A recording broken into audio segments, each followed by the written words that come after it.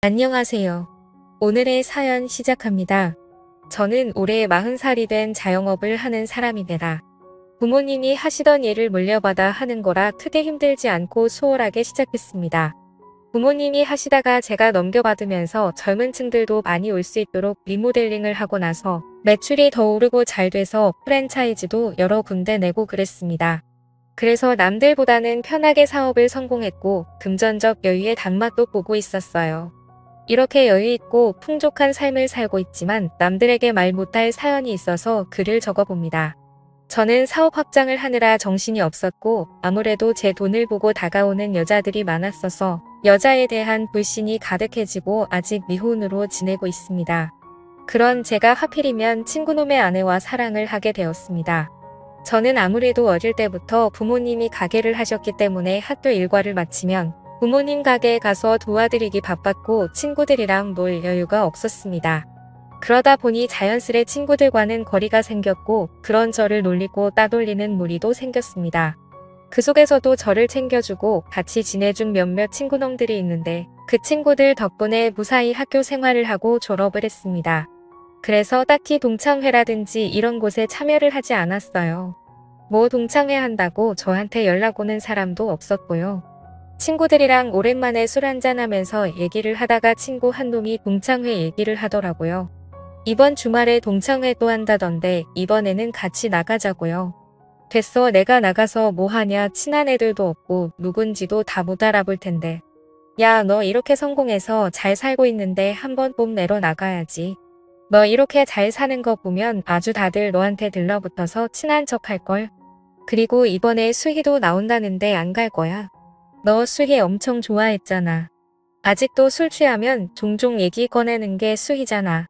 잘 나가는 사장님 소리 듣고 사는데 성공한 모습 보여줘야지. 진짜 수희 나온대. 모임에 잘 안 나온다더니 웬일이래? 저는 친구의 말에 가고 싶지 않았던 동창회에 가야겠다고 생각했습니다. 제가 어릴 때부터 짝사랑하던 여자였어요. 용기도 없었고 그래서 고백 한번 못 해보고 계속 멀리서만 바라보다가 이사를 가서 소식을 통할 수가 없었는데 동창회에 나온다고 하니 가슴이 두근대더군요. 그리고 동창회에 나가서 몇십 년 만에 보는 동창들을 알아보기란 쉽지 않았습니다. 이들끼리는 종종 모임을 하며 만나왔던 터라 자기들끼리 신나게 술을 마시면서 얘기를 하고 있더라고요. 저는 저랑 친했던 친구놈들 옆으로 가서 앉았고 주위를 둘러봤습니다. 주위를 둘러보니 그래도 선명하게 기억이 나는 얼굴들이 있었습니다. 제가 짝사랑했던 그녀 얼굴이 보이더라고요. 여전히 아름다웠습니다. 옛날이 생각하면서 마음이 요동쳤어요. 그리고 또 한 놈은 저를 괴롭히던 무리 중 주동했던 놈이었습니다. 여전히 뺀질거리는 면상이 보기가 싫더라고요. 그놈도 저를 쳐다보면서 눈이 마주쳤고 반갑게 웃으면서 인사를 건네더라고요. 야, 너 용선이지? 이게 얼마만이냐? 너 요즘 되게 잘 나간다는 소식은 들었다. 출세했네. 축하한다.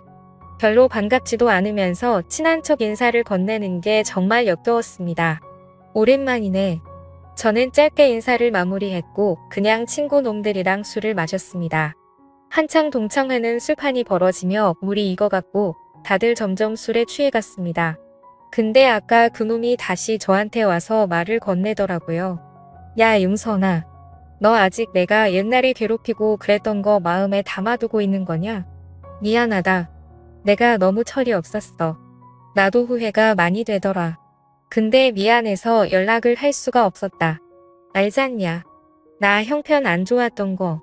근데 너는 부모님 가게 하시면서 돈도 많이 버시고 너도 맨날 좋은 옷 입고 다니고 잘 사는 게 배 아팠어.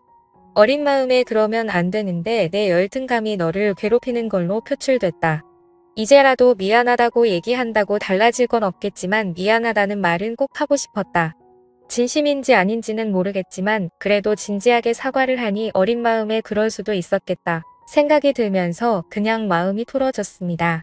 그래서 저는 괜찮으니까 너무 신경 쓰지 말라고 이야기를 해줬어요. 그렇게 동창회가 끝이 났고 저는 짝사랑하던 그녀에게 역시나 말 한마디 제대로 못 걸어보고 왔습니다. 동창회 이후로 그 친구놈이 저한테 자주 연락을 하더라고요. 잘 들어갔냐부터 시작해 시시콜콜한 얘기를 했습니다. 그러면서 자주 만나서 술이나 한잔하자고 그러다 보라고요. 종종 만나서 술 마시면서 많이 가까워졌어요. 나이 먹더니 확실히 철이 들기는 했더군요. 술도 같이 먹고 당구도 치러 다니고 스크린 골프도 가끔 치러 가고 그랬습니다. 그러면서 사업은 어떻게 하면 잘할 수 있는 거냐고 묻더라고요. 회사에서 계속 월급쟁이로 있는 것도 힘들고 회사가 점점 어려워져서 언제 그만두게 될지도 모른다고 신세한탄을 했습니다. 딱히 해줄 말은 없었어요. 저도 뭐 부모님이 해오신 거 물려받아 요태하고 있는 거니까요. 그리고 프랜차이즈를 하나 어떻게 좀 잘해서 내주면 안 되냐는 등 얘기를 하더라고요. 이럴 속셈으로 나를 계속 만나왔던 건가 생각이 들었습니다. 그래서 저는 단호하게 그건 좀 어려울 것 같다고 얘기했습니다. 다른 곳들과 조건은 동일해야 된다고요. 다만 3달 정도 수수료는 안 받겠다고 했습니다. 그러니 됐다고 내 주제에 무슨 사업이냐며 말을 돌리더군요. 그 이후로 연락이 조금 뜸해졌고 저도 일하면서 바쁘게 지내고 있었습니다. 근데 친구놈이 전화가 오더라고요. 영선아, 오늘 와이프랑 너네 가게 가서 저녁 먹으면서 술이나 한잔 할까 하는데 너 가게 있지? 그래 있지. 아무데나 와. 마감 언제 하지? 마감 시간 가까이 갈게. 문 닫으면 같이 한잔하자. 그래 그럼. 오늘 어차피 재료 소진 금방 될 것 같으니까 일찍 문 닫지 뭐. 이따 보자. 와이프 데리고 온다길래 식사 메뉴도 조금 더 신경 써서 준비를 해뒀습니다. 평소보다 2시간 정도 마감을 일찍 했어요. 주말이라 손님이 많았고 준비한 재료가 친구 부부한테 제접할 재료를 제외하고는 다른 때보다 빠르게 소진되었습니다. 친구가 와이프를 데리고 왔습니다. 안녕하세요. 처음 뵙겠습니다. 현철이 친구 이영선이라고 합니다. 네, 안녕하세요. 이 사람이 맛있다고 칭찬을 엄청 하더라고요. 내가 홍보 엄청 한다. 매출 오르면 내 덕인 줄 알아? 그래, 고맙다. 이쪽으로 앉아 음식 준비해 줄게. 음식을 준비해 술과 함께 내왔습니다. 와, 진짜 맛있네요. 맛있게 드셔주셔서 감사해요. 친구놈은 안 어울리게 착하고 청순해 보이는 와이프를 얻었더군요. 처음 봤을 때 제 첫사랑이랑 이미지가 비슷해서 그런지 마음에 훅 들어왔습니다. 제 이상형에 가까웠어요. 그런데 친구놈은 역시나 옛날 버릇을 아직 다 못 고쳤는지 와이프 앞이라고 그러는 건지 와이프한테 허세를 부리고 약간 막대하는 게 보였습니다. 친구 와이프는 모든 게 익숙하다는 듯이 제 눈치만 슬슬 보면서 멋쩍게 웃었어요. 같이 술을 한참 마시고 있는데 얘기를 하다가 와이프가 말실수라도 하면 머리를 밀치면서 무시를 한다거나 눈살이 찌푸려지는 행동을 많이 하더라고요. 저는 그럴 때마다 많이 취한 것 같다. 그래도 와이프 머리를 그렇게 밀치고 그러면 안 되지 하면서 얘기를 하기도 하고 계속해서 이야기 화제를 돌리고 그랬습니다. 친구놈은 계속 사업 관련 얘기를 했고 저는 그냥 들어주며 술을 따라줬어요. 그냥 빨리 취하게 해서 집에 보내고 싶었습니다. 취하니까 더 얘기를 하고 싶지 않은 타입이더라고요. 친구놈한테 술을 따라주면서 얘기를 듣는 와중에도 제 시선은 친구놈 와이프한테 갔습니다. 그러면서 속으로는 계속 생각했어요. 어쩌다가 저런 놈을 만나서 고생을 하고 있지 너무 안타깝다는 생각이 들더라고요. 그런 제 시선이 느껴졌는지 친구놈 와이프는 살짝 슬픈 미소를 지었습니다. 친구놈은 술에 취했는지 와이프를 굉장히 깎아내리듯이 말을 하더라고요. 내가 암만 돈을 벌어오면 뭐하냐? 집에 이런 식충이가 있는데 몸이 약해 빠져서 나가서 일도 제대로 못하고 그렇다고 남편 대접을 잘해주는 것도 아니고 이건 뭐 산전을 모시고 사는 것 같다니까? 너는 결혼 안 한 게 축복인 줄 알아라. 야, 너 취했다. 할 말이 있고 못할 말이 있지. 그만해. 내가 뭐 없는 말 있냐? 네가 말해봐. 내 말이 틀려. 여보, 그만해요. 많이 취했어요. 뭘 그만해. 내 말이 틀리냐고. 한참 주정 부리던 친구놈은 결국 잠이 들었어요. 진상도 저런 진상이 없었습니다. 친구놈 와이프는 화장실 좀 다녀온다며 일어났습니다. 눈물이 고여있는 걸 보니 울어서 화장실을 가는 것 같았습니다. 저는 걱정이 돼서 화장실 앞에서 기다렸어요. 그녀는 문을 열고 나왔습니다. 괜찮으세요? 네, 괜찮아요. 죄송해요. 괜히 와서 축태만 부렸네요. 예린 씨가 미안할 게 뭐가 있어요. 현철이 저놈이 생각이 없는 거지.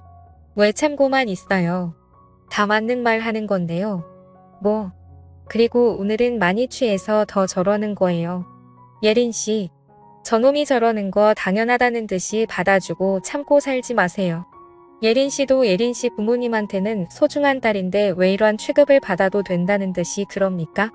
예린 씨부터가 자신을 소중히 생각하고 아껴야죠. 제 말에 그녀가 눈물을 다시 흘렸습니다. 아, 죄송해요. 왜 이렇게 눈물이 나지? 예린 씨, 당신은 충분히 더 많은 사랑을 받을 자격이 있는 사람이에요. 무시당하는 게 당연하다고 생각하지 마요. 그리고 울지 말아요. 예린 씨 우는 거 보면 제 마음도 아파요. 저는 그녀를 화장실 안으로 다시 들어가게 하고는 저도 모르게 입맞춤을 해버렸습니다. 그녀는 많이 놀란 듯 했지만 눈물을 흘리며 제 마음을 받아주더라고요. 친구놈이 그녀를 무시하고 막대하는 게 옛날 제 모습을 보는 것 같아서인지 그녀에게 마음이 더 갔습니다. 저와 그녀는 서로의 마음을 확인하고 친구는 모르게 사랑을 키워나가고 있습니다. 인연이라는 게 따로 있는 걸까요? 정말 그날 처음 받고 만난 지 불과 2시간밖에 되지 않았는데 저는 이 여자한테 빠졌습니다. 이제는 제가 지켜주고 싶어요. 더 이상 무시받지 않게 제가 행복하게 해주고 싶어요. 하루는 그녀가 그러더군요. 누군가에게 이렇게 사랑받는 느낌을 받은 게 얼마만인지 모르겠다고요. 그동안 많이 힘들었다는 게 느껴졌습니다. 제 바람은 하루빨리 친구와 이혼을 하고 그녀가 제게 왔으면 하는데 잘하고 있는 거겠죠? 더 이상 친구놈 옆에 있는 그녀를 보기가 힘이 듭니다. 오늘의 사연 여기까지입니다. 오늘도 시청해주셔서 감사합니다. 구독, 좋아요, 알림 설정 부탁드려요.